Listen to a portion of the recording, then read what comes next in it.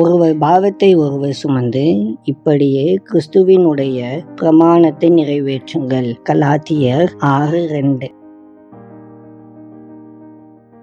தேவன் மனிதர்களை குடும்பமாக, குழுவாக, சமூகமாக இணைந்து செயல்படும் வண்ணமாகவே படைத்துள்ளார். நமது ஆண்டவராகிய இயேசு கிறிஸ்துவும் கூட இந்த பூமியில் தனியாக வாழ முயற்சிக்கவில்லை. அவருக்கு மற்ற ஆட்களும் தேவைப்பட்டார்கள் என்று பரிசுத்த வேதாகமம் கூறுகிறது.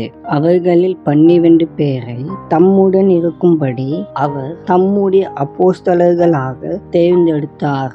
இயேசு சிலுவைக்கு செல்வதற்கு முந்தைய இரவு அவர் ஒரு தோட்டத்திற்கு ஜெபிக்க சென்றார். மேலும் தனது நெருங்கிய நண்பர்களை ஒரு சிறிய குழுவை தன்னுடன் அழைத்து சென்றார். அவர் அவர்களிடம், என் ஆத்துமா மரணத்துக்கு ஏதுவான துக்கத்தில் மூழ்கியுள்ளது, இங்கேயே தங்கி என்னுடன் விழித்திருங்கள் என்று கூறினார். மிகவும் கடினமான தருணத்தில் இயேசுவுக்கு தம்முடைய நண்பர்களில் அறிவுரையோ அல்லது அவர்களின் ஆறுதல் வார்த்தைகளோ கூட தேவைப்படவில்லை. அவருக்கு அவர்கள் கூட இருப்பது மட்டுமே தேவைப்பட்டது. அப்படியே கடினமான காலங்கள் வரும்போது நமக்கும் அது தேவை.